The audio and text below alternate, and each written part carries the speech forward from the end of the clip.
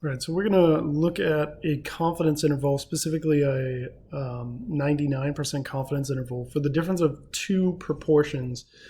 There are a number of ways that we know that these are proportions and not means. In particular, right, proportions are used for categorical data. So in this case, we are asking undergrads from Pacific University and PSU, Portland State University, if they live in college-owned housing. Responses to that wouldn't be a number, right? It would be yes or no. So you're falling into yes, which we're calling a success here, and no, which we're considering a failure here.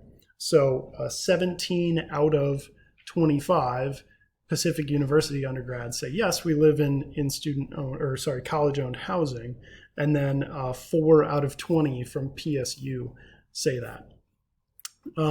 We can walk through whether or not we can actually proceed with the confidence interval process for this.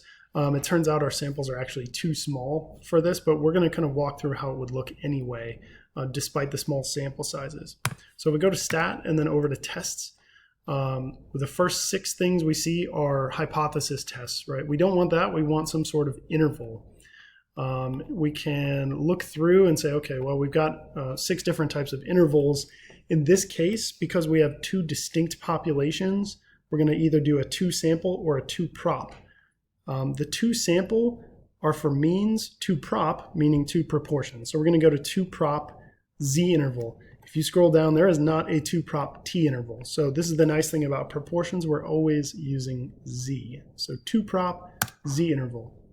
X1, N1. X is the number of successes. So this is for Pacific University. So 17 successes out of N1, out of how many in our sample, out of 25.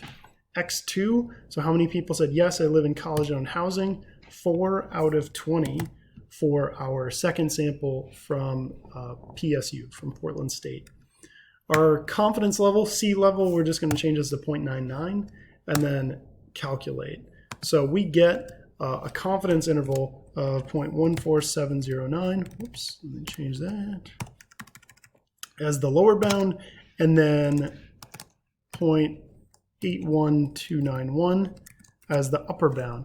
So there are a couple of different pieces of information we have here. So first of all, the 2 prop Zient gives us not just the sample sizes that we had, but also the sample proportions, right? P hat for 1 and 2.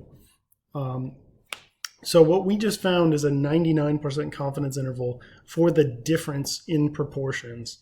Notice that 0 is not in the interval. What that means is that P1 minus P2 is not 0, right? This kind of ties in with tests that we do, hypothesis tests. So what this means is that P1 is not equal to P2. So this is just kind of connecting us to some things we might do with a hypothesis test, thinking about an alternative where, right, if the null is P1 equals P2, an alternative could be P1 is not equal to P2. So this interval kind of clues us in, connects us to a hypothesis test. So 0 is not in here, so we do not think that P1 and P2 are equal. In particular, P1, since these are both positive values, P1 is larger than P2, so a larger proportion of Pacific students live in college-owned housing than do Portland State students.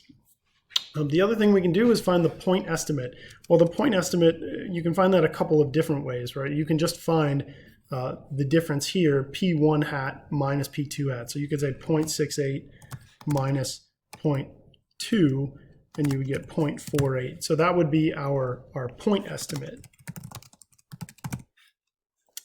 The other thing you could do, you could find this the same way and just say, well, that should also be the center of our interval. So if we did 0.81291 plus 0.14709 and then divided by 2, we should get also 0.48. So we should get, right, the center of our interval being 0.48.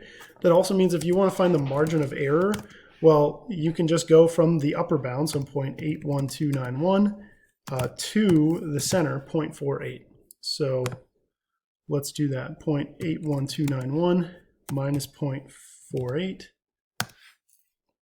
And that's going to be our margin of error. So that's going to be 0.33291. Right, this is kind of nice because now we have all the major pieces. Point estimate, margin of error. We can certainly find our standard error from this as well, especially because it's a Z interval, so finding Z critical is not too bad. Anyway, these are all of our main pieces, but of course the most important one is the interval itself, and that's all this question asked for, but I thought I'd mention some of those other pieces.